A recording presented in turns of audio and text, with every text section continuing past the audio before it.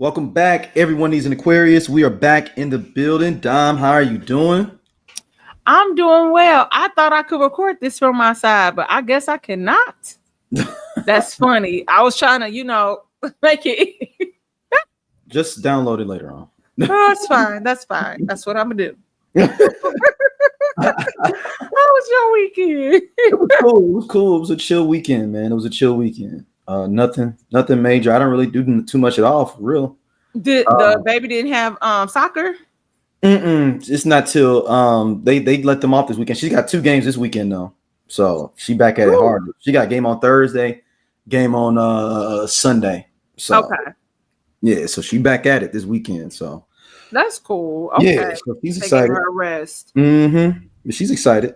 You know, Okay. as much as she can be because her birthday's next week too. So No, our little Virgo. next Tuesday's her birthday. Child. It'll be 12. They grow so fast. Man, listen, you telling me, but she's still, which I respect, but she's still little. She's not, man. Like, and this is maybe something for all the listeners that do have kids. Man, I feel like I was way more entrenched in adulthood at her age than she is. Oh, absolutely. Because like, I was watching. I don't even have kids. I don't have kids, but it's just like seeing how things were, like how we had it growing up versus how things are for my nieces and nephew. And so I feel like I'm probably more of a disciplinarian than their parents. Like, yeah, I'm talking about just like culturally. Like, yeah, I think I was listening to NWA at her age. Like, I look at her and I'm like, there's no way possible you would even. I told her to walk to the store and she was like, no. And she was like, you can walk. And she was like, why? I was like, why? She's like, you already have experience with that. I don't. Like walking to the store. I always like, I don't walk to the store, But I think about, okay, so we would always go to my aunt's house in the summer. So I would say, though my aunt was strict, because man, we was getting whooped with switches. There was still a level of freedom that we had. So I think that freedom gave us a little extra jump. Like I know Phoenix is 9 and Panda's about to be 12. I already knew how to cook. Right, that's what I'm saying. Even if it was just something simple. I mean, she does all right now. Since we had that burning up experience almost. Over the house, because Panda almost burned the house down. Yeah. I mean, that's about a year ago now. Actually, about a year ago now. I knew how to cook because I would check out cookbooks and all of that. So I was already preparing, because like when I was 10, my little sister was born. So there was definitely a level of independence that we had to have because my mom was tending to the baby. So even if it like breakfast food, I knew how to cook and was learning and getting more into cooking heavier meals. But yeah, man, I knew how to cook by then. And so cleaning up all of that, it's like chores. And I'm on my nieces and nephew about that, because like my daughter's on that though. She's good with that. Yeah. She wash her own clothes. She clean her own room. Top to bottom, mop it, sweep it, run the sweeper. She do all that. So I can't even hate her on. Like it's more like I saw Boys in the Hood in theaters around the time Xander's age is growing up, and I'm watching New Jack City. We definitely were. She's listening to K-pop Demon Hunters and like. That Demon Slayer one. Yeah. Yo, she almost set me up for the downfall. I ain't even talk about this on the show, but they did like a Demon Hunter Slayers, whatever, a live performance thing, but not real live performance. It was just a whole bunch of kids and the people going to see it at the theater and singing along. And I almost lost the bet to this little girl and had to go. Yeah, it was really bad business, man. And you can't even fall asleep in that. Because it's a sing-along. You're supposed to be singing along. Man, I better if she scored a goal in the last game, I will go. Good thing that goal didn't happen. I never went against my daughter like that. But I was sure enough like, man, you don't need to score. Y'all be all right. Yeah, Phoenix watches all that stuff and Phoenix will rewatch stuff over and over again. And her parents will tell Phoenix, you already watched it. Y'all need to watch something else. So it don't be me. But as far as like last week, I had pickup duty for a couple days, and that second day was like back to back. But I was like, y'all can't be, like help your mom out. Jeff already be like aloof to certain stuff. So but I know Chantel is similar to me in a way where it's like I would if I could, I would come home to a clean house, a clean kitchen, so I can come in and just clean, start dinner or whatever. Yeah. So I made them while the youngest was still at school. I was like, hey, what do we talk about with all of this stuff in this great room? Like, which is the living room. So that's like the center of their house because they don't have TVs in their room. I was like, y'all just got stuff everywhere. Y'all got shoes everywhere. Y'all got clothes, toys. Take it in the room. What's dirty? Pick this up. Pick this up. I was like, y'all have to get in the habit of picking up behind yourself. So creating like structural stuff with them. But I'm trying to get Jeff and Chantel to make them start doing it as well, like consistently. So they don't feel like they don't have, like my mom didn't play that. We had to clean up our stuff. That's up, man. It's a thing, man, and you'll be all right. Yeah. So yeah, outside that, like I said, we went to the beach. My uncle died. And that's it. Dealing with that. All right, let's jump in. Last week we talked about Jussie Smollett and his documentary, and those twins, Don. Hold on, those twins. So they go to the club or whatnot. Well, do you know? Did they ever say? I'm gonna play it in a second, but did they ever say what club they were at? It just looked like they was at some rooftop pool party type situation. I don't know, but what I do know is they some losers. That's what I do know. Yeah, hold on. I'm playing it here. But if you're not watching, which you should be, it's on to our show on YouTube. You have to log in here. Now we'll describe it for you as we play it here real quick. Hold on now. Because I already gave the description. but people got to see it though. They got to see it. Yeah. Because it looks even more ridiculous. I don't understand. Here we go.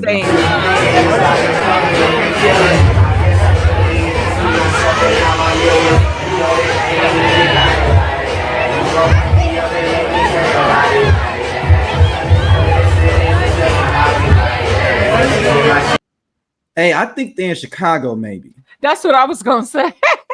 Looking at this, I think they're in Chicago. But what's weird about this whole thing is y'all do realize this makes y'all look crazier, right?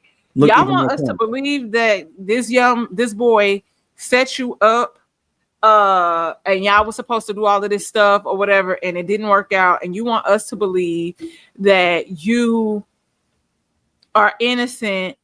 On top of the whole weird, shameless plug of y'all book that y'all didn't know the name of. And then y'all do this. And it's like the sign that's like, stop the cap, juicy. Yeah. We're also so far removed from this where y'all are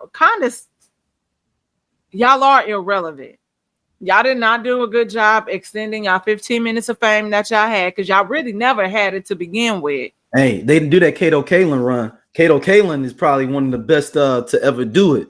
I think Natalie Nunn, and maybe a little bit of Andrew Caldwell. No, I'm talking about. You think why would you say Natalie? No, I'm talking about somebody involved in a court case. Oh, okay. Yeah, I thought we were just talking about 15. Oh, you're somebody's in general. My bad. That's a whole different conversation. Yeah. I'm talking about like how Kato Kaelin was still decently like on reality shows and doing stuff in the 2000s. Kato is from OJ, right? Yep. He was the one that lived in like the outhouse the or back whatever. House. Yeah. Not the outhouse. Not outhouse. Yeah, the guest house. Guest house. Sorry. That's which is always also so weird, but okay. Yeah, I mean, it's y'all LA folks be on some weird shit. So We do. So that's that. Not me, but they do. I'm not gonna litigate that. You know what I'm saying? So Yeah, yeah, just corny. It's like corny. Let it go. It's super corny. It's super corny. Ugh. All right, that just drives me insane. I'm sorry. Yeah, fresh off the presses from you. We're gonna play this. Fresh off the press. Which is in on the Cardi B assault trial that occurred in 2018 in a Beverly Hills medical office. Nearly 7 years later, the court has come to the unanimous decision that found Cardi B not liable. This trial stems from a former security guard claiming that the musician physically assaulted her, resulting in bodily injury from a long fingernail slash. The former security guard alleged that injury from the assault required plastic surgery and sued for $24 million. Do you guys think the jury got it right? Yo, I didn't know it was that crazy. So I don't care who you are. I don't care where you work. And watching this trial, because I was keeping up with it for the most part and seeing like the viral clips or whatever. Sidebar, Cardi B is likely definitely pregnant. That's none of my business. But we talk about privacy, HIPAA laws, all of this stuff. I didn't walk into a Blockbuster and you was doing security at Blockbuster. I walked into a medical facility where I had them shut down and not take like other appointments for this particular day, so I could have said privacy, so I would not have to deal with paparazzi, all this stuff. I'm pregnant. You know, there's no other side door for her, nothing she could go through. You know, I don't. You know what? Now that I don't know. It just feels like it's got to be another way to get out of there. Well, whatever the case may be, you don't. Especially if someone like, okay, when we worked at Saks and we worked at Nordstrom, and more so, it was more enforced when I worked at Saks than I did at Nordstrom. They did not want us, I would say, asking the clientele for photos if we had celebrities come through. We were strictly instructed to not do that. You could get in trouble. You could lose your job because they wanted them to have a level of comfort in this building. I remember one of my coworkers took a picture with Joel Osteen. Somebody told on him and he got in trouble. Joel Osteen. And so as somebody that's a security guard, I would think that you would know better. Yeah. But you was trying to be slick, and she was likely probably going to try to sell that video, which it still would have came back to her, and she would have lost her job. Because it would have been like, that's the person.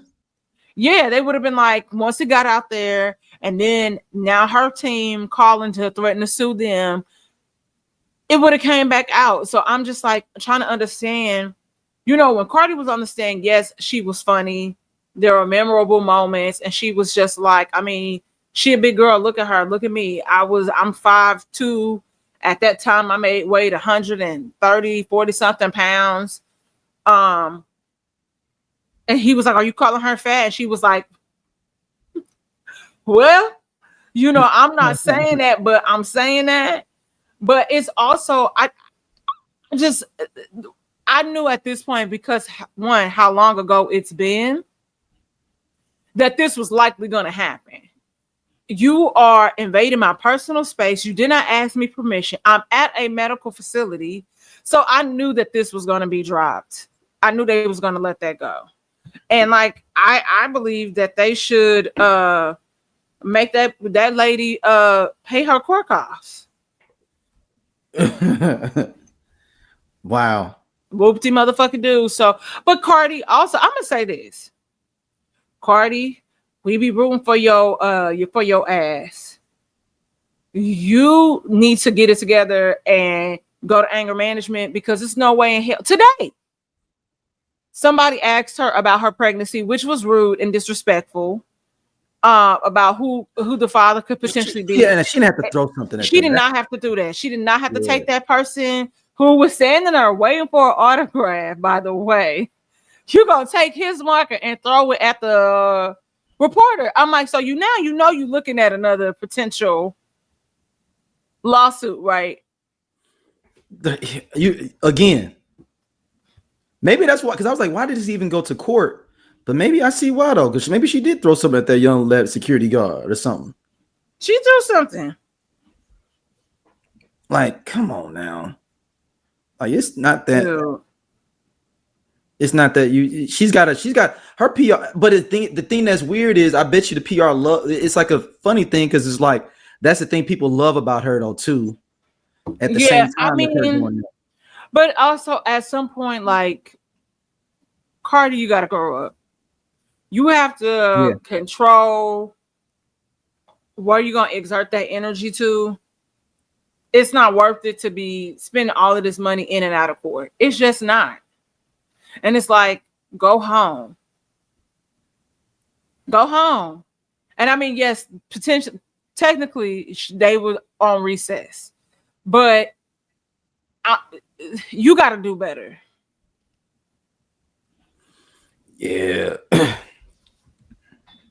Yeah. So, I mean, so shout out to Cardi. You got out of it, but we got to fall back and chill. And absolutely. Yeah. We got to talk about the pregnancy thing off there. I don't want to say nothing. Well, because that gets tricky. According to the state of Georgia, let's say hypothetically. What if DOC never got into that car accident? What if Ice Cube didn't leave NWA? What if the game never leaves G-Unit? What if Teddy Riley never moves to Virginia? What if we got that J. Cole and Kendrick album? What if the RZA would have never had that flood? How would the hip-hop world sound today? Welcome to Hip Hop What Is, the podcast where we dive into the biggest what could have beens in hip-hop history. From iconic album delays to game-changing partnerships that never happened. We reimagine the culture we love and explore its alternative paths. And you are now at Hip Hop What Ifs. So, as far as we know, she is not legally divorced. And you know what that means. Yes. So, in the state of Georgia, technically that means that though Offset might not be biologically the father, it's assumed that he's recognized by the state as the father. Yeah. Plot twist. So that's fun. Yeah, right. Plot twist. Plot twist. All right. Next up, this one is real crazy right here, Dom. This one is. I can't wait to get your full reaction on this one. Hold on. Okay. Judge Mullins, I'm not sure you should have been running a sex trafficking ring out of the county jail, right? Do you guys remember this guy? Judge Kevin Mullins, who was shot to death in his chambers on camera by the town sheriff, had turned the Letcher County Jail into a brothel to fulfill the disgusting fantasies of him and his buddies. And I don't mean he was turning a blind eye. Oh no, he was the freaking ringleader. Mullins and his disgusting friends would set up these parties at the county jail and other buildings in town, and they would pick which inmates they wanted to be with. As a thank you to the women, he would reduce their jail time or whatever punishment they were facing. And if the women didn't want to or refused to participate, he would threaten them with maximum sentences or kick them where it really counts. Threaten to call CPS. He was literally leveraging their freedom for his sexual fantasies. And the most deplorable part of it all, the entire county knew. Taya Adams, one of his victims, said, quote, "Who would believe us anyways? The whole town was doing it. Nobody cared. They're all swingers. It was all a big party to them. It was just so normal. They used this against us to ruin our lives." We still don't know exactly why Sheriff Mickey Steins gunned down the judge, but we do know the sheriff told an arresting officer that the judge was trying to kidnap his wife and kid. We also know that literally seconds before the murder, the sheriff asked to borrow the judge's cell phone to call his daughter, which is how the sheriff learned that his daughter's cell phone number was saved in the judge's phone. Dom. What you got? I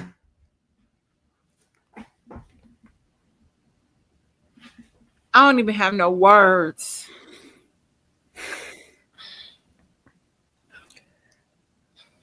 That is wild. This is wild though. So I've been looking this up, man, and this happened last year. So basically, one of the sheriffs went in and just shot him in the middle of the courtroom. I think we talked about it a little bit to maybe talk about on the show. I remember, but we didn't cover it. But we didn't get this part of it here. We just was going to talk about the part of why a sheriff would just walk in and shoot the judge, because it happened in 2024, December 2024. So when he shot him, did he kill him? Yeah. So yeah, it like she's saying, it's not sure why. If the sheriff, it happened November 2024. Sorry. So if the sheriff didn't know, or was made aware and figured this out, maybe it's one of those things where it's like, I gotta get him before he get me, because if I expose him. Oh, you're looking at it from that side. Okay. Yeah, I don't know. The Aquarius mind sometimes goes pretty fast. But I'm thinking of I gotta get him before he get me, because if I get him, if he gets me, this could potentially like ruin my career, because there's enough people that support him and that are engaging in this these heinous crimes with him, where this could be bad for me. So I gotta get him. You don't think he was on some vigilante shit though? Maybe on the other side? Well, that's sort of, but that's what I'm saying. Like, you think he was involved in it? You think he was in it though? I don't necessarily think that he was in it. Oh, that's what I'm thinking you're saying. Okay. Yeah, no. I don't think he was in it. I think he was going to expose him. But if he exposed him, the other people, because he has so many supporters, could act. Oh, nothing would have happened, and then he might have got jammed up for something else. Yeah, he might have ended up dead. And the thing is, though, he was the sheriff too. So this ain't like just a regular person. He the sheriff himself, and he didn't went up in there and kicked in the door. So like, and they got it on tape, Dom. Yeah, he shot him in his office. Yeah, and they got it on because it's recorded in there. They got the picture of him having the gun on him. Like, there has to be some sort of testimony as to why he did it, how this happened. But he actually has a great case, though. Whoever is a defense attorney is just Birdman rubbing over, because he got one. Because if you putting that in front of another judge and the jury is like, well, that dude was doing all these bad things with young ladies in the area. Yeah. And then on the flip side, another judge would be like people would be like, oh, the judge didn't want to let him get no time. Was he in on it too? Right. I don't know. It's like weird. That's just crazy. Counties for this thing, honestly, right? Counties for this case, right? Where was this D? Milwaukee County, Kentucky. They're gonna have to move counties for this, right? They're not gonna be able to have this case in that county. Oh no, they're not gonna be able to. They got an OJ and they're moving to the valley. Wow. Honestly, nothing surprises me anymore. I'm gonna look at where Milwaukee County, Kentucky. Not surprising anymore. So Milwaukee County, Kentucky.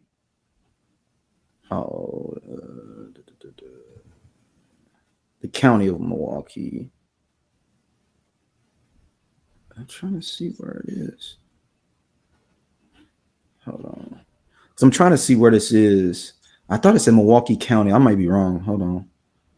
It is in Kentucky. Oh, it's Letcher County. I don't know where I have Milwaukee County from. Like, so Letcher County, Kentucky is. So it's like in the middle of nowhere, Kentucky. So it's like it's a little bit. It's southeast of Louisville and Lexington, and then a little bit north of Knoxville, Tennessee. It looks like. So it is really in the middle of nowhere, almost Virginia in Kentucky too. So this is literally where you could get away with some Mayberry shit, whereas it's like just a small town areas, and your county's pretty big for all these little small towns, you could probably get away with some stuff. Like for real. Yeah, I mean, that's just like, how we got in little small towns that be dealing that mess. So, man, it's sad too, man. I mean, to think about, they was in there having parties, just opening up the jail and being like, "Who want to get time off?" Like, dude, that's bugged. That's some demented. Like, it's 5 of the people they got in this case too, though. Now, like for there being like, can they? I'm surprised. That's gotta be federal at that point. Yeah, I'm like, girl, if I was them, Shit, look, if I was an inmate during that time, like just in jail or whatever. Oh, everybody finna get out. We suing. We finna get paid. Everybody finna get out. If you was in that county jail, I might even get out. I'm a dude. Even I might have to look. I might have to suck it up myself, literally, and maybe I did. If I'm a dude, I'm like, they came on the male side too. I would be like, because it must be the money. Yeah, or just getting more time off your sentence. Or getting time off your sentence, because that basically your defense attorney come in and be like, this case is fraudulent because their sentencing was overdone. No, let me throw this out. We got a mistrial. Let's get a mistrial. Because if this person was allegedly giving people more time and reporting them to the CPS if they didn't do what he wanted to do, then the case needs to be thrown out. Yeah, absolutely. It needs to be thrown out. But like that one's wow. Yeah, man. My prayers to those women, man. That's just really sad. That's so like, sad. Dude, if y'all couldn't get Diddy on that shit, can we get these cats on this? This was a little bit more open door shut case, right? I mean, yeah, and like especially if we definitely will be following this. So I got a Google alert for this one going. He said, "I got a Google alert for this one." Yeah. All right, let's talk about it, man. We talked about it last week. You finally finished Damascus. I was sad it was only 6 episodes. Yeah, that's because I think it was only set for that because AMC owned it originally. AMC was doing those because they got that other show that's like 6-7 episodes with Courtney B. Vance on it. Okay, yeah. Now it's on AMC too, and it's like they're trying to give some. And then it's another black show they had that was like an anthology like horror thing on AMC, black anthology horror that they had on there. Like it's okay. I have to check out because I have to check it out because I mainly watch AMC for the show From. Yeah, it's called Noir. It's called Noir. Okay, I have to check that out. Horror noir anthology is what it's called. Okay. Definitely for the fan of the Vince Staples show. Yeah, it's coming back. Atlanta. Definitely that Afro futurism, surrealism vibes like intertwined, where you're like, what's reality, what's not. I mean, that's the season finale, which was like the prequel to season 2, is what it was titled or something. Yeah. Yo, like spoilers, y'all. Spoilers before this is spoilers. But mind blown, by the way. Just I think each episode, because you really think that this is something that's happening. He is going through this immersive therapy where he is living out these different scenarios where even his therapist, played by Janet Hubert, is questioning just his overall character, right? Where she's like, I just believe that you kind of are a little narcissistic. You lack accountability. You have no self-awareness of what you're doing and how it impacts people. And I think you're using this as a form of escapism instead of confronting what the situation is head on. And so his reasoning for a lot of his problems, in like at least in these recent years, is because his mother died on Thanksgiving. And so he is trying to, I guess, move forward with his life we're going to say that he wants to move forward. He wants something new. Life is redundant for him. And it was really funny when she even called him out about how he has his relationship with Buddy, and telling him that, so you're in a relationship with somebody that you saying every day you are liking them less and less, but you tolerate them because you get companionship. You're a fuckboy. And so that was kind of funny to hear her, see her say that. But he's like in love with this other girl that he meets. It's kind of like love at first sight, where when he goes into the immersive therapy, he wakes up next to her. Like that's one of his experiences where it plays out like it's married at first sight, which is really interesting. He goes on another journey where his best friend, they're not best friends, they're romantically involved. And the first experience, oh my God, where you forget that he's in therapy, and like and then somebody gets killed, and then you're like, oh my God, it's not real. And then he wakes up and you're like, oh, this is not even real. So it's like, and Martin is on here is killing it, for the record. Martin is killing this it. This is the best Martin has been to me. I mean, we get Martin, we get Lynn Whitfield. Yeah. You get Janet Hubert. Yep. Like Black icons, royalty, if you will, for us in this series. And it's just really dope. And what I liked about it, which is, I guess, no, I can't say Atlanta was like that. I like how they recycled the characters. Yes, but so it wasn't like, you was not inserting all these new people. It was the same people in different experiences, which I felt was dope. But I mean, I just don't want to tell too much. But let's talk about. We can talk about it a little bit now. Yeah, it's do you think? I mean, spoilers, y'all. Spoilers. We won't dive too deep into it. But do you think he's in a dream? I mean, do you think he's still in it, or do you think that this is where we end the series at, with him being in the mental institution, where he is that real? Is that real, or is he doubly? Is he in some Inception shit where he's doubled up? And that's the thing. That's what I was feeling, because the moment for me, I feel like he's stuck in the dream, because you see his body react like he's still in the original therapist's office, and where it's like he's having this reaction, but then you see him go and dream within that dream. And I was like, oh shit, like if that's going to be a problem, like I knew. So part of me feels like, I feel like he might be stuck. But then it's crazy how, like you said, it comes across like, okay, he wakes up, he's in this institution. They said he had been in this coma for XYZ amount of years, but then it's like not really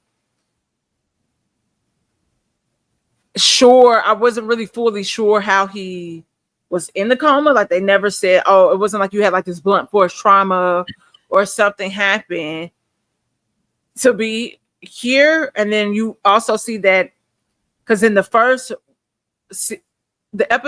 episode where he goes into the immersive therapy, he has this sister, air quotes, but then he has this sister in real life. So you like, dang, what is what? Which takes us back to the series finale of Atlanta. And we're like, shit, was all of this a dream that, like, his homeboy had? Like, was this really real? I don't know. I mean, I'm kind of struggling.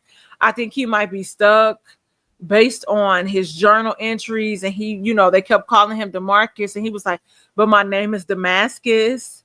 So like, he really could be where he created this alter ego. Because like the mom is really dead. The sister's there. Chopped up in different things, but then in his other world, his sister doesn't exist. Yeah, but then in this world, she exists and is pregnant. Mm-hmm. So And now he you knew about like, it. And he knew about it. he knew about it, and the boyfriend that we see get killed, though he didn't get killed.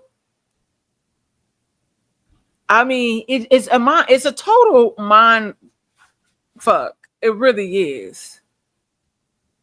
I don't know, but I hope who we gotta call that Tubi to get another season. They got it now, so it's I don't know, but they got them now. I mean, They got him, so I'm hoping that everybody goes and checks it out. I've been telling people about it. My homeboy said he came across it at his hotel while he was here the other day, so he saw the first episode. So that's good, but I'm hoping that this gets more traction. yeah, they shelved this too, though. That's the crazy thing. I cannot believe they shelved this.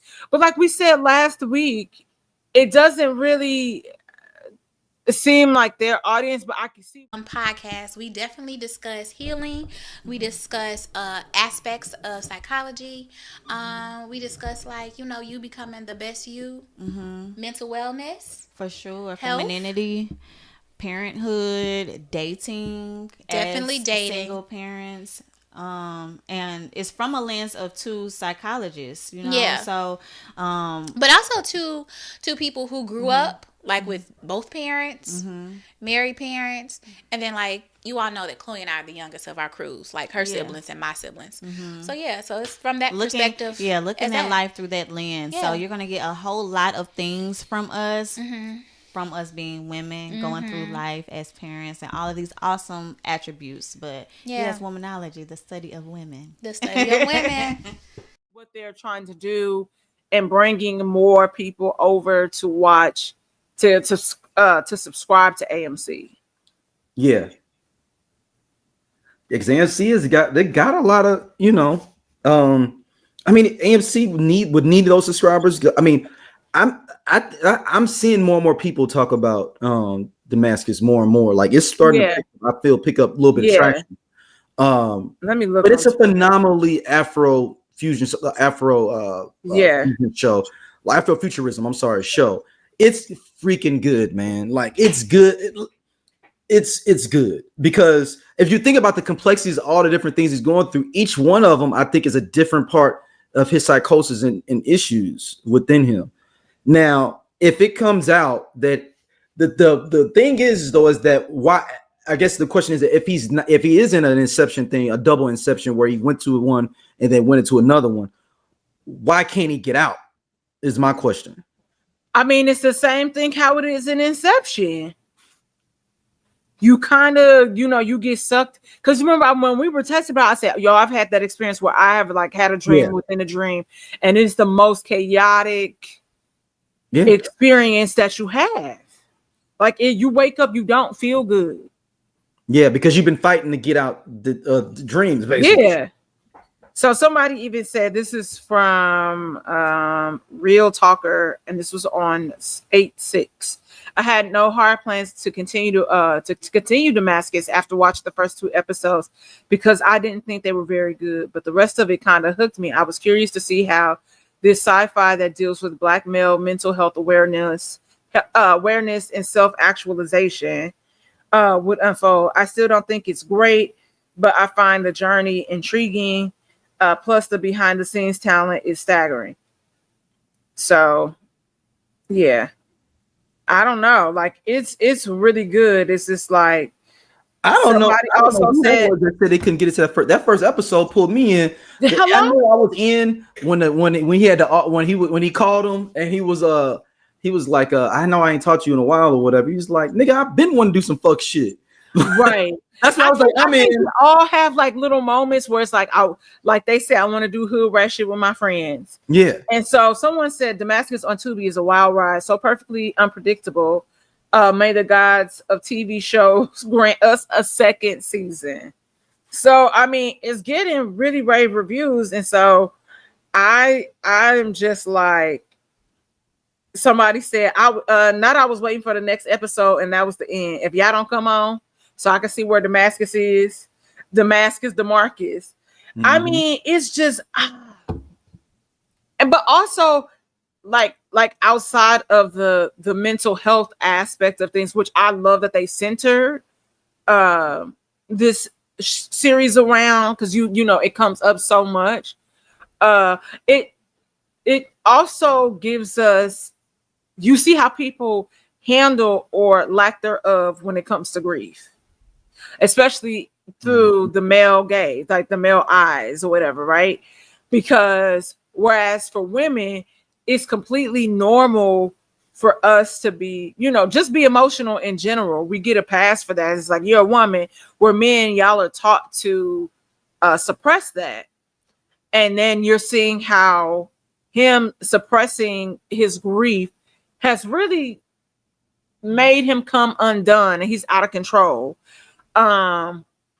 He, you know, you had a job that you could give two fucks about, or that you, and not that you don't give two fucks, you're completely disconnected from. They talking shit about you. Mm-hmm. You think you got an ally, but this nigga is a terrible person too, low key. Like, yeah, you talked to me, you gave me great advice, and then you gonna run and tell everybody our conversation. Like, you're a terrible person. Like, you are not to be trusted. You know, you seeing like friendship dynamics like between two men kind of unfold. Like, you got the friend that's just like trying to pull them out. Hey, we got Thanksgiving at our house. You got to come over, blah, blah, blah, blah, blah. Like, really trying to show up and be there for him. But throughout this series, Damascus has been a terrible friend to Red. Mm-hmm. And Red still show up for him. And Red is like... And he's been a horrible boyfriend to what's the shorty's name? Oh, Buddy. But she ends up, which is ill, that's it's really a TV show. Girl on a TV show. Yeah, but also in a sense, I thought it was kind of weird how it was almost like she was trying to stage this orgy, or for them to have group sex in that scene, or like, you don't ever do nothing, you uptight, you this, you that, you don't want me, but you know, like, it was a lot, and rightfully so. He needed to be checked, and she should have went off on him when they was in that room, not in front of everybody, trying to humiliate him. I didn't like that. So, but you also seeing like the relationship where when we talk about people that are box checkers in their lives, and clearly she's one and he's one, but it's just not, they can never meet. And it's almost Buddy kind of makes you feel like she settled for him just because he's a good guy. Because she said that, but no, because she said the algorithm put them together in her mind. She claims that it was the algorithm because it told her to go to this coffee shop, but he said it was fate. Right? So he's like, I just happened to, like, I didn't, you didn't know that train was gonna stop there. Yeah, you put into the algorithm a museum and this coffee shop, but at the end of the day, did the algorithm know that I was gonna be there? No. So that goes back to fate. And the thing is, though, is that that girl is really built off the algorithm with him, and that's why he lusts after or feels something for the other girl, because it was a natural occurrence that he met her. Right. So where the other girl was harping on that, and I think that he is clearly like this hopeless romantic, which is cute. But where the other girl is more structured when it comes to life. But like I said, that comes across for me. I feel like she kind of feels like, in a sense, that she settled for him. She come in the house, she talking shit about his living conditions. You need to do this here, you need to do that. You need the algorithm to do this for you. If you had the algorithm, like forcing him into spaces, like she's trying to force this circle into a square. Yeah, and if it's not real, I wonder if that's him not being true to himself. But that's what you see this entire time, like him having pretty much an identity crisis. This entire series. Yeah. You get his identity crisis mixed with this grief, where it's just like, who am I? And you know, and Janet, you were asking him that. Mhm. Who are you? You're like, who are you? Like, who are you? So it'll be interesting to see how it comes about. Like, you know, we gave y'all some spoilers, but we still didn't give y'all enough. Go watch it, run it up. Yeah. I think I'm gonna do an in-depth review on it coming up on the Lando Cal Experience channel. Oh, call me. Yeah. I think I'm gonna do some deep shit. I'm gonna rewatch the series again too. I know, because it go by so quick. Yeah, and I think you gotta really pay attention to it. Another show that I just down on the docket, but I started watching Churchy. I told you. So look, I'm on season 1 still. I'm like on episode 3. I'm the episode where they the episode when he's trying to do youth thing with Toby and Guiwe, and he's got the fake Toby. That's what I'm on. Okay. I have to go back and rewatch season 1 because I have watched it when it initially aired on the app. Yeah. So that was like way before he sold it. Yeah. So and my homeboy Sydney was one of the writers for the he's on there. Yeah, he's in there. He's the dude in the casket. Yeah, he in the too small casket. Mm-hmm. I can't believe he got in there. But hey, Churchy season 2 is so funny. And there's so many guest stars in season 2 that I don't even want to I don't want to spoil it for you. But it's so good and it's so funny. And it's just good, clean fun. You know, you get to see people really be creatively free. And one of the things that when I interviewed Tahir on the red carpet last week, or the week before last, I'm sorry, he mentioned that one of the things is that BET didn't make him cover his tattoos, take out any of his piercings or anything. He just got to show up and be himself pretty much. Wow. Into these roles. He was like, every production normally like it's something like you got to take your piercings out, you got to do this, you got to do that. But also I think it was part of it also played into his character's role as well, because he's you know, ex-convict. Convict.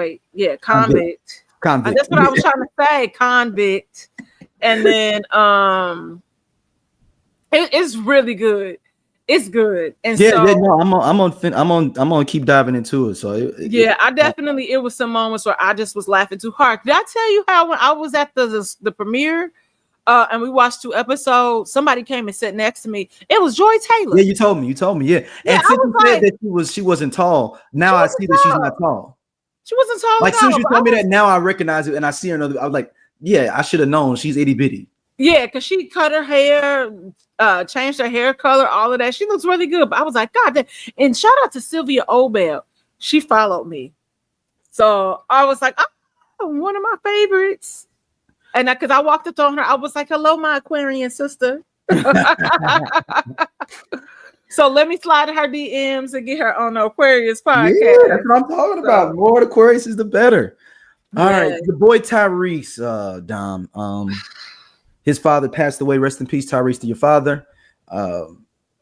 But he is now. He's really harping on this Mary J. Blige song thing. Hold on, here we go. I tried my best to get Mary J. Blige on both songs. She passed on it. It's okay. I feel a way about it. I'm hurt. I'm really hurt. I can't lie. But she passed on it. And I wasn't hurt that Mary passed on the song as if she didn't have a choice, because she does.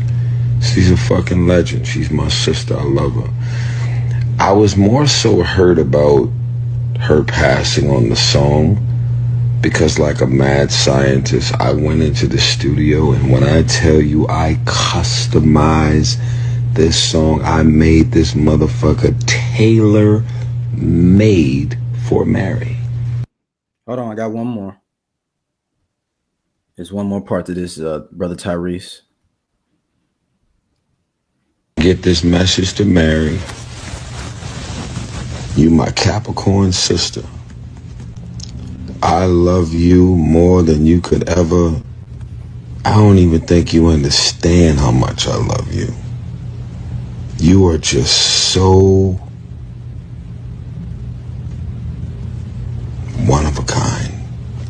You are one of one. Your heart, your soul, your compassion, your empathy towards everyone. You take care of everybody around you. Loyal to a default at times. You're amazing. I love you. I'm disappointed that you didn't do my song, but we got so much equity over all these years. I ain't gonna hold that to you. Don, go ahead. So first of all, I want to say, my hair is Mary inspired because who can love you like I do, huh? Okay, What? okay. Got my little Hold mullet, on, bumble with the beat. Bumble with rubble with the beat. But we hear about these things that happen in the industry all the time, right? Mm-hmm. Umbrella was written for Mary J. Blige. She passed on it. Mm-hmm. Then they try to pitch it to Beto too. Yeah, they try to pitch it to her and somebody else, and then ultimately it stuck with Rihanna. The thing with Tyrese is, and I don't want to be that person that says that somebody cannot tell their story, can't tell their truth, because you can do something for somebody and it be so dope, so great, and they just not feeling it. And they might not be feeling it at the moment. Whatever their project they could be working on, if she's working on a project, that might not be the sound or what she's going for at that moment. And then somebody else may come along and make it like the greatest hit thing, But also, I think sometimes when you get online and you say certain things, like I can see how it could rub somebody the wrong way. And so I'm like thinking of it from that perspective of, and I'm not projecting like, or trying to create feelings for Mary J. Blige, but I just also, it's just like, for me, why would I want to work with you if you're going to run to the internet and talk about whatever our interactions could be or lack thereof, or you felt like, oh, I didn't do something right, or I wanted to switch this key here or whatever. Like, I just feel like, while I appreciate what the internet does, and it does give people space to voice their opinions and their thoughts, have online, like we have so many creative things that happen. I'm just like, go do something else. You know what I mean? Like, and I don't want to, like, because especially since we just talked about the mental health or whatever. So that's what I say. I don't want to make Tyrese feel small, but I feel like it could have been just presented differently, where it could have been like, I had this experience and I had this idea, and it could come up, even like they talk about stuff like this in like songs, like interviews all the time, right? Where it's like, oh, we know how Usher really didn't want to sing, and L.A. Reid forced his hand. Also know how Braid My Hair was, no, Just a Friend was initially for Usher, like he's on a demo, and then it goes to Mario. So it's like we see this all the time, but it's just like, I think it's just what we know of Tyrese that kind of give us the ick a little bit, because this is not far-fetched. Like, these things happen, and I know it's him just venting his frustration. He has every right to, but I don't know, man. It felt like he wanted people to go after Mary J. Blige to me and like have her be like, why you ain't do that song with Tyrese? Tyrese got 2 songs specifically for you. I just felt like that was a way to get taxed somebody. But then again, it goes back to what I'm saying. Like, why, if I'm married, why would I go and work with you after that? Because it's like you said, like, because we see the internet is so so powerful. And like you said, like that also is where my mind goes. Like now you're gonna see people. What are the Tyresers called? Like the Trons, the Tryons. Tyrese has a crew. Hold on, let me Google that. I feel like that he has a crew of people. What is the Tyrese Hive called? Yeah. Google that.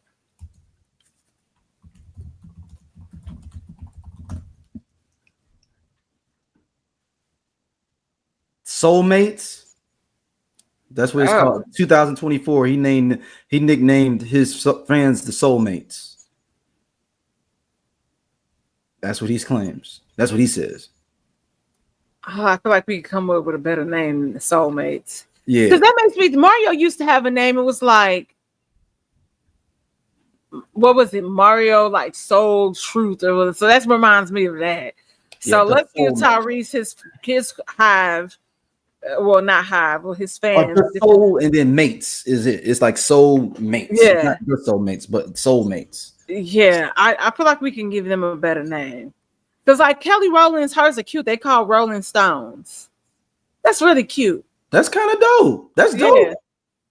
Yeah. I'm a dope. Rolling Stone. I like that. That somebody sat there and they had a good PR team come up with that one and sit there in the room. They come up with, hey, let's throw 10 of them up there, y'all, and figure this one out. What about Rolling Stones? Yeah. But yeah, I don't know. Yeah, sorry. I just don't know why he's even doing it. And like I said, that's what a lot of things like. If this wasn't Tyrese doing this, I think maybe we wouldn't even tripping that much. To be honest.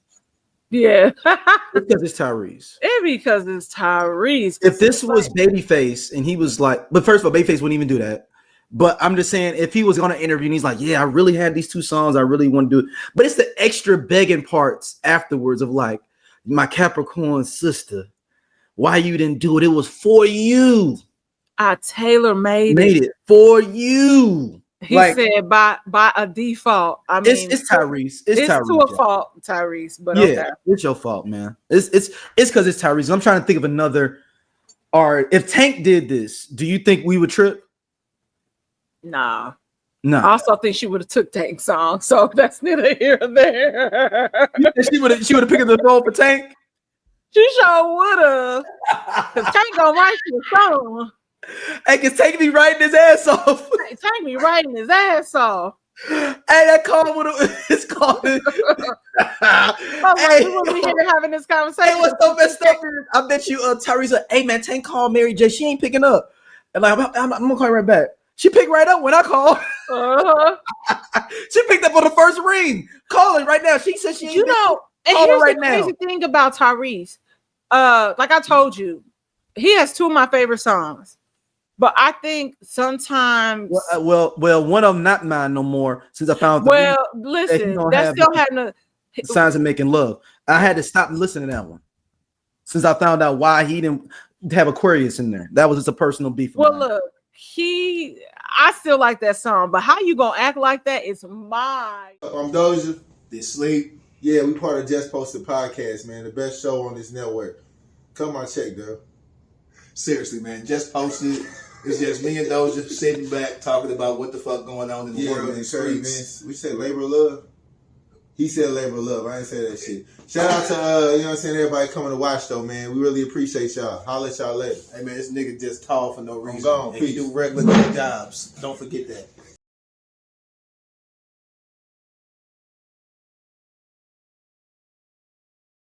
Shit. He didn't write that song. I don't care if he wrote it or not. I'm talking about the nigga singing. Oh no. He might have. Maybe they saying he did. I'm like, cause he said, how you gonna act like we don't be making love? You know we be tearing up, breaking stuff that ghetto love.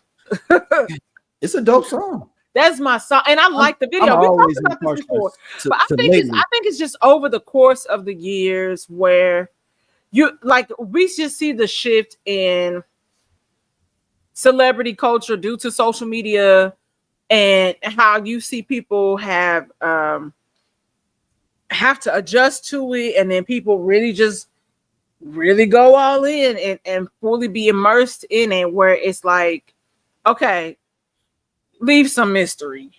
Yeah. And I feel like Tyrese is like, F that. No mystery. You get it all. And sometimes it's going to be too much. And I just like, shit, I'm overwhelmed and underwhelmed, my boy. So, yeah. Sorry, Tyrese. Yeah. Well, she would have took Tank's on. Yeah. I mean, she would have took his song. He would have took his call. She would have took his call. She didn't even pick up. That's why I said, I don't think she even picked up.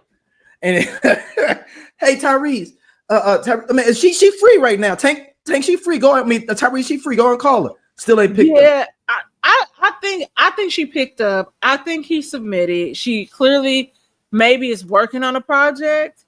I don't know, Mary. Let me tell you this, Mary. You need to just take a chill pill. I know you were in that fucked up like whole thing with that divorce. I'm surprised she didn't try to get that shit amended. I hope she tried her. I think she's done paying that alimony. Yeah, I'm like, whatever it is, because baby girl, you got to sit down and just take a break for a second. Because Mary normally takes a couple years in between every album, but she after that Good Morning Gorgeous is a decent album, and then this Gratitude that just came out last year, I wasn't feeling that. Oh, I didn't even know she had an album. Yeah, it came out the end of last year. Okay, Mary, I'm not asking you for much because I know you did, like Yo Giuseppe boots sold out. I'm not a girl that spends $1,200 on boots. Now, I'm going to say this. As a girl that has $1,200 shoes in my closet, I also got them on a discount. And not that I'm a discount girly, but I would like a bomb boot. Like, can you come up, like, you need to be making a boot line, like, consistently, because you got great thighs, you got great boots. And even, I'm a girl, I'll pay like, $400-500 for a boot. Anything above, I'm waiting till it go on sale because boot season be weird out here in the Californias. So, I was wearing boots where everybody else was in coochie cutters in the Midwest. I was like, it's still cold out here. I got turtlenecks on. So I don't know. I think you do for a boot line, even if it's just a collaboration with somebody consistently. We talked about this before, but not Giuseppe and not them gold boots. I want to wear a boot that I can like get a lot of use of. I'm paying out, like, give me a dope black suede one or leopard print. I don't ask for much. And you was really nice when I met you at Saks, if that helps any. I like Mary though, man. But man, last up, this Young Thug situation. I'm not gonna get into the street politics of the snitching stuff. That ain't what we do on this show. But I do have something funny from him. With all these calls leaking to him. Okay. How is this happening? Like, how is this okay? Okay, that's my question. Now, this is something we can't talk about. This is not street politics. This is government. Correct. I think either two things happen. One, because these are on jail phones, so they're all recorded. Correct. That's one. Two, any interrogation is recorded as well. So that's why you got the one with him talking about whatever with the one character that was, I guess he did shoot up Lil Wayne's bus. I'm wondering if someone put a form in for Information Act, the Information Act form, and didn't even know they could get them and got them. That's one way I wonder. Okay. Like, hey, because it's considered Information Act. Maybe, I don't know if jail calls are that. I know for the interrogation, that's maybe how somebody maybe got it. But more than likely, the DA and Fannie, what's her name? Bonnie Wilson. Bonnie Wilson or Willis, I think it's Willis. Yeah. Bonnie Willis, officers leaking it. That's what more likely. Yeah. Because he's out there talking shit about people, talking shit about the DAs and all this kind of stuff, and they leaking it. Yeah, Fonnie Willis. Yeah, they leaking it. Fonnie Willis is leaking all this shit. Yeah, he's leaking all of it. And they coming and they doing a rollout like a album. This is a better rollout than the Clips album at this point, because every day you wake up to another Young Thug. It's giving Good Friday energy for the rollout from I'm Beautiful. Yeah, so it's funny, so you know it's Bonnie Willis. Yeah, like that's just So hold on, the funny part about this is is his conversation about Kendrick Lamar. This shout out to Noisy Bystander. This is her video with this, but she plays the tape in there from him on the phone. I believe he's on the phone. He's on the phone with one of his producers. There's a couple of funny things in here that are hilarious. Thug cried because Kendrick Lamar didn't want to give him a verse is funny. What's even funnier is that Kendrick doesn't charge for verses. He just simply didn't want to work with you. Now, in a leaked Jailhouse audio, Young Thug had expressed his frustration with Kendrick Lamar, well, simply because he wouldn't give him a verse for his track. Second, I hope he do it. So do I. I mean, he don't take no money, do he? No. He wouldn't do that. But think about it. He does so few verses. Like, you know what I mean? Like, he's not just doing verses. Like, right. But that's the only other person that gets a Kendrick verse is Baby King, and that's like his cousin or his nephew or something. Right. He getting all the damn verses to this nigga, man. What the heck you doing? Crazy? All that fake. I ain't getting no rapper songs. I don't be liking them type nigga like that. Why? You nigga get too big. I don't want to do no feature. Why? Why you don't want to do no feature? Why wouldn't you want to do a feature for a superstar?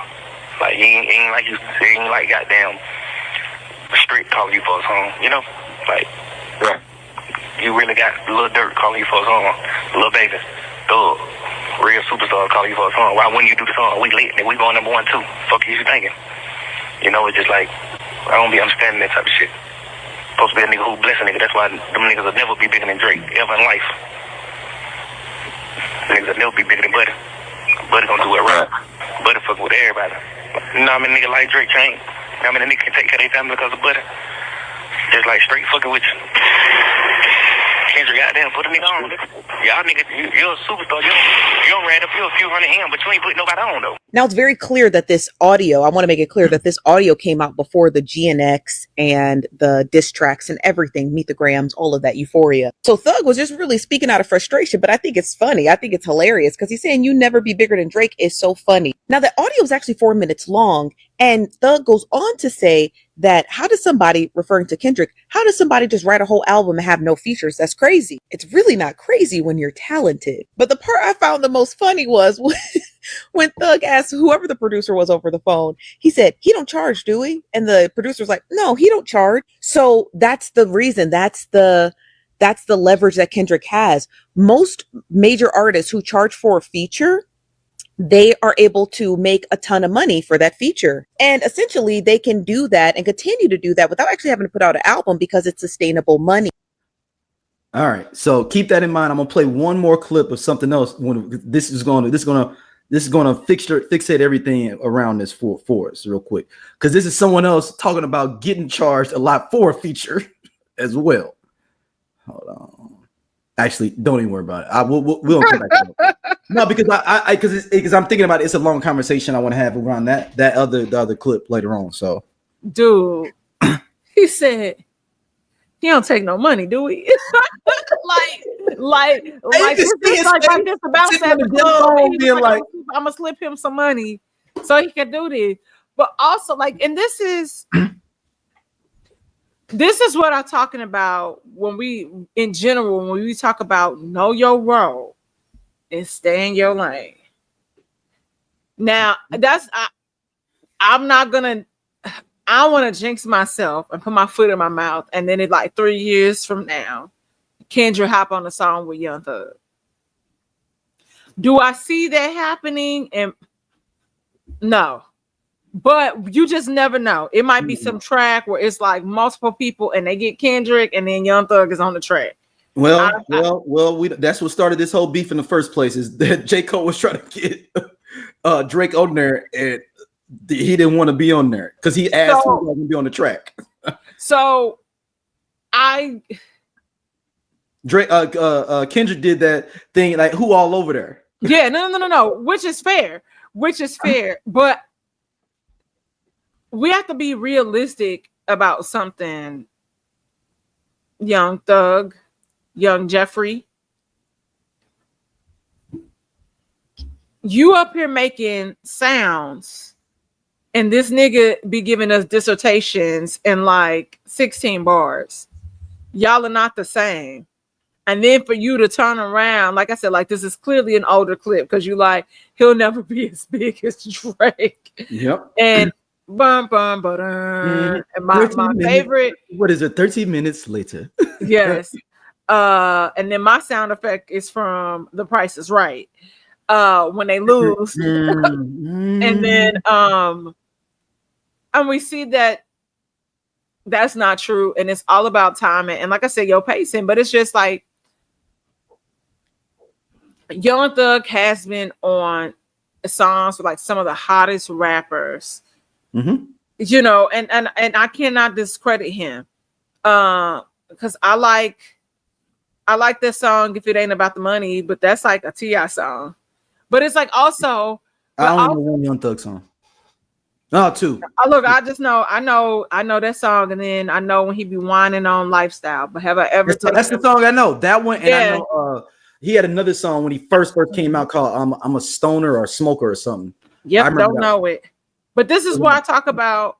See, I feel like in order to be fully immersed in the rap culture, I have to know the good, the bad, and the ugly. And I'm not interested in that. You know, we're still listening to the Clips album over here. Like, I'm having a good time listening to the Clips album. And it was another, it was something else I listened to that I felt like you would like, but I have to go through my, my recent listens. But yeah, no. So it's just really funny. Seeing the commentary surrounding Young Thug and these audios being leaked. And just like I told you how he came out of jail and he had a gut and not a six-pack. Like, you didn't do no cardio. You didn't do no sit-up or push-up. And who are me to judge? Because I got a keg. You know, I just got good shapewear. But it's crazy. The idea, which is dope. I mean, I've heard this before, that Kendrick doesn't charge for features. But that's pretty dope, though. And I just want to work with you. And you ain't got to pay me shit, dog. I think that is the thing that I think makes Kendrick even more iconic. Because he's on about all the songs he jumped on. He didn't. Yeah, that's because like I'm thinking about like my first introduction to Kendrick was Janae Aiko. Really? No. This is when I first moved to LA. Okay, this is 15 years ago. No, but I'm saying, so you didn't hear like ADHD and all that stuff, like This was a mixtape that came out, whatever her Selling Souls project was, and then I went back and was listening to like Kendrick stuff. It says Section 80 is the name of the album. So I ain't gonna front. I never forget. Low key, I found out about Kendrick. And this is gonna sound crazy. I was at a chick crib watching. What was the one show that the one dude did where they would like do the videos of the crazy stuff with the black dude that's a DJ or something like that. Rob and Big. No, but the dude from whatever Rob, he had his own show that was like the video you would watch. People, with the dude that's like, I know he's talking about ridiculousness, yeah. And I literally was sitting there chilling. It was in the morning. We were sitting there chilling when she was cooking, and he did that song. The Recipe came on from the one with him, and I was like, "What the hell is that?" And I was like, "Oh, nigga!" I tell you, I was so mad. I went back and got on Section 80 and got on those. So by that time, I had already known Kendrick. Yeah, this is before I was in the middle. So this is before the album dropped though, and then I heard Swimming Pool. Like, oh, the album is gonna be bought. Like, when the Recipe dropped that summer, I was kind of sad that they didn't put out a project together, like a full him and Dre. Yeah, him and Dre. And well, I mean, Dre produced on the album. It's on his label, you know. Yeah, but it was.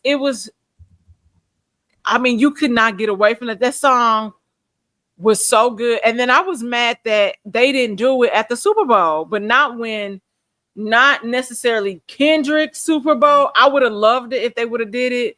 But you remember when they had the one with Dre or whatever. But then I was like, that's one of his like bigger songs that was like mainstream. So I was kind of sad, but I love The Recipe. The Recipe is like my favorite Kendrick song. It's my favorite Kendrick song. Wow, so I'm looking at it now. That song was never that it had a music video for it that was never released. Really? Mm-hmm. Sounds like Beyonce and Alicia Keys would put it in a love song. That was supposed to be a music video for that too? Sure was. They shot it in Brazil. Dang. So yeah, I heard Alicia Keys always gets asked about it, right? And Alicia Keys was like, "Oh, when we recorded it in the studio, it was just such great energy. It was such a dope vibe. And then we went to shoot it, and it wasn't the same. Bitch, what that mean? I'm sorry, Alicia. That's not what I meant. But you know what I'm saying, sis. Yeah. Listen, like I told you in my reel, she did an interview in 2020 talking about, you know what? I might just put it up on Tidal. That was 5 years ago, Alicia. Put it out. Oh, so it's complete. I don't know. It's completely done. It's completely done. They went outfit, wardrobe changes, all of that shit. It's done. They put a teaser video out. Never dropped it. Damn. It's a lot of people. Yeah, it's a lot of videos. A lot of people. Like Chris Brown got several videos. Ooh, since we talking about that. Ooh, this is something a trend. Since you brought that up, this is a trend of something going on right now. Did you see Do or Die redid Do You and actually the music video for it now? Yes. That shit's fire. It's got like 15 million views on YouTube. Like people are watching. It's all I'm saying is I love that shit. Like, listen, then that means Backstreet Boys, y'all need to release that video for Don't Want You Back. Or reshoot it. Just reshoot it. They didn't, and it's Nick Carter's fault that they didn't have that come out as a single. He tricked them. It was the best. It was like, okay, so this is the millennium era, and this just came out like this information, and they had like a poll going and of what they wanted the next single to be off of Millennium or whatever single. I don't know what it was, second or third track, and they got this song, and I think Darkchild didn't produce that. He produced another song for them. But whatever it was kind of more of an R&B bass heavy track called Don't Want You Back.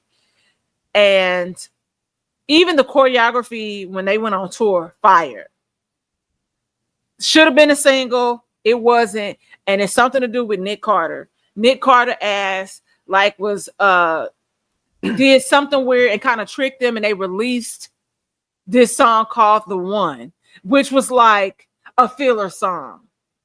But yeah, man, I wasn't deep in the Backstreet Boys. I know you wasn't listening to Backstreet Boys, but I'm sorry, I just had to say that. But the Do You by Do or Die, that's so that was fire. And then Juvenile did it too for a song recently. Juvenile has redid a music video for a song he never did a music video for too. Oh, that's what the song was. Okay, so Juvenile has a song, and it's with Jacquees. I am not a Jacquees fan like that. But it's I feel like this song might be old, by the way. He did it for 400 Degrees. Yes. I mean, Juvenile did. Yes. He was like the first one to do it in this modern era. You might like that song. That's all I'm saying. Juvenile? I was like, oh, what's this? And then I was like, oh, wow, I kind of like this. I mean, if we talking about Kendrick and music videos, Money Tree should have been a video.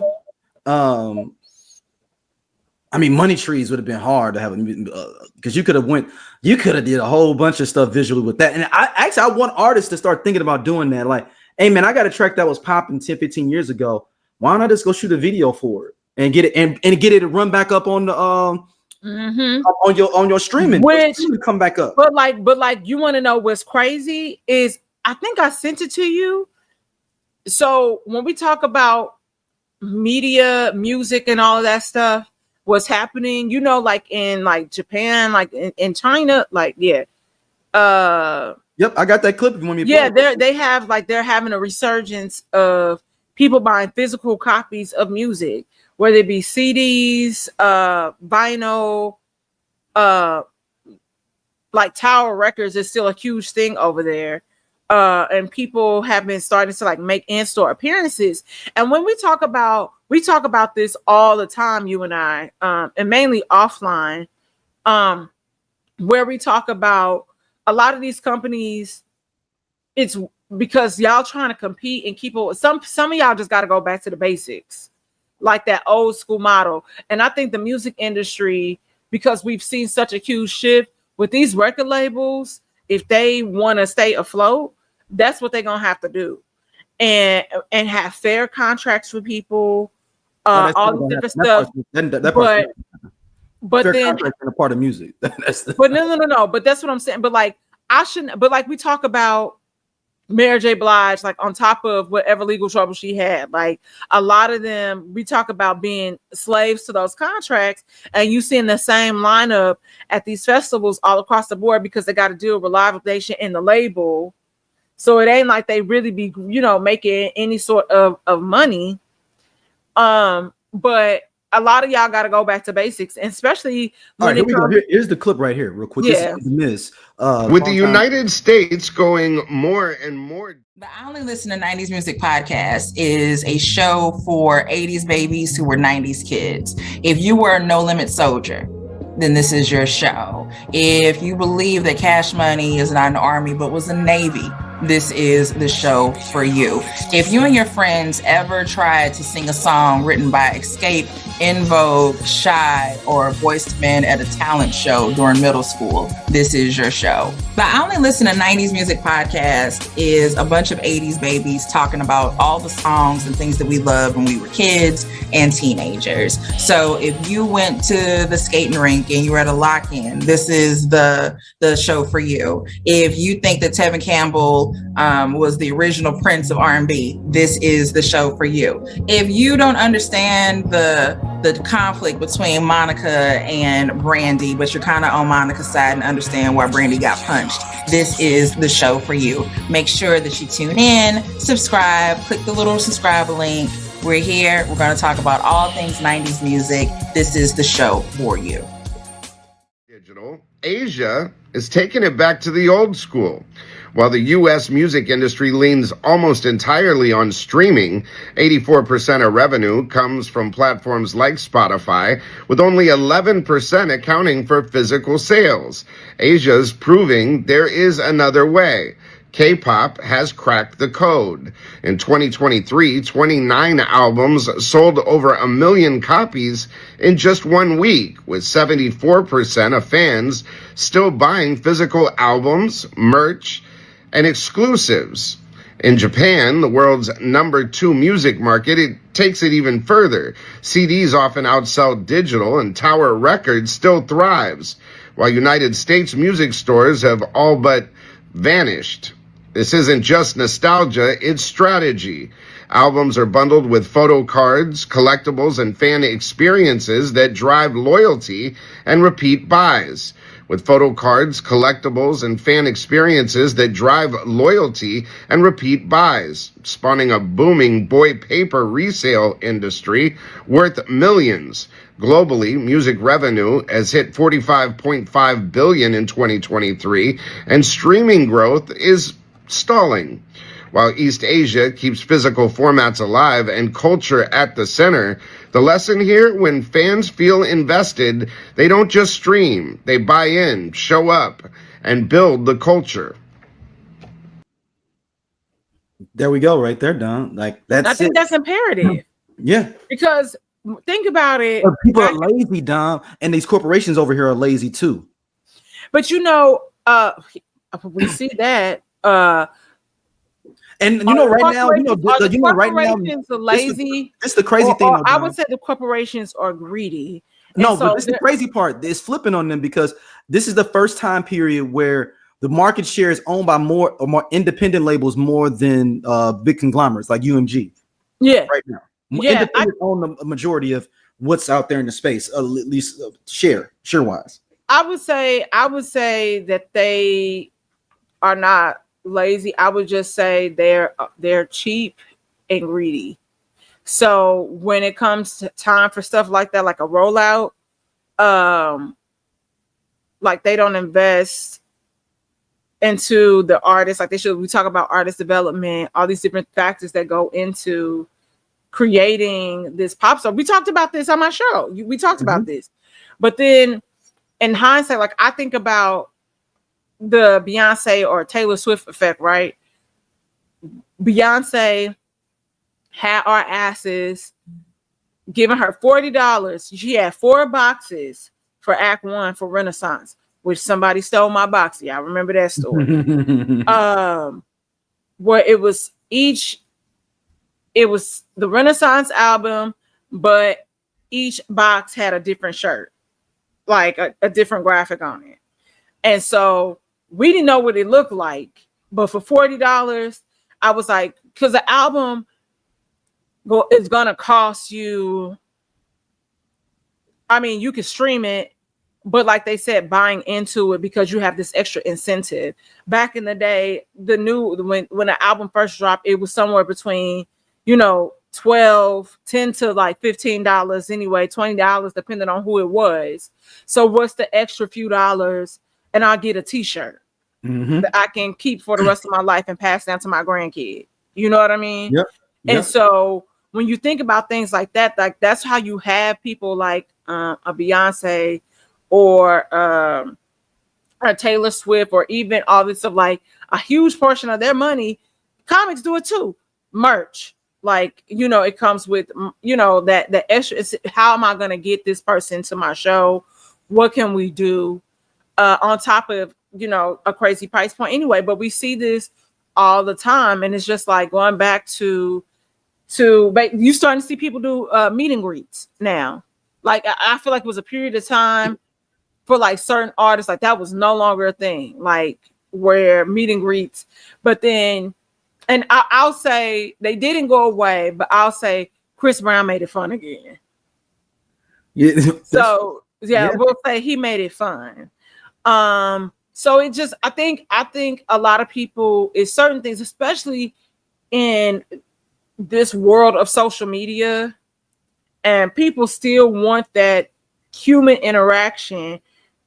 We like Instagram. We like to touch things. So I think it's a smart business model to revert back to. Yeah, they got to. They got to get creative with it, and they just can't be. Oh, we're on. But on the flip side of it, I wanted the record industry is falling off, and they're just trying to get one more bag, too. And it's going to come back to more basic roots, kind of different things. I think it's one of those things where it's like he said, there's a nostalgia aspect of it, but because when we think about a rollout, some people don't even have a rollout. But think about how when we talked about Sinners, why it felt like that Mission Impossible, why it felt so good was because there was a nostalgia aspect behind it of how they did the rollout, that junket. And I think people gravitate toward things like that, especially in times like this where everything is just so heavy and dark. And so everybody is wanting to grasp at things that bring them joy and whatever. I would say that's definitely, I think that would be dope. If let's say for Act 3, Beyonce has some sort of deal with Barnes and Noble. Because like you said, record stores don't exist no more. We don't have Towerworks. We don't have Warehouse Music. We don't have Sam Goody. We don't have none of that. So let's say, because they sell albums at Barnes and Noble. And if she did this press tour with Barnes and Noble, where it wouldn't be necessary that she's inside of a Barnes and Noble, it would be something where they would have to shut down in partnership, where maybe it would have to be somewhere like the Grove, and the Grove would be too small. And I mean, it could work because it would have to be like this ticketed event, and they would have to have that barricaded off so crazy and have screens throughout, like how they used to do, how they would shut down Times Square for TRL. Yep. But it's so much money, It's so much money, but it would be worth it, and it would just be like, oh my god, like they don't do that no more, and that would be so dope. Let me call Parkwood. Let me called Parkwood. Well, yeah, well, Dom, where can people hit you up at?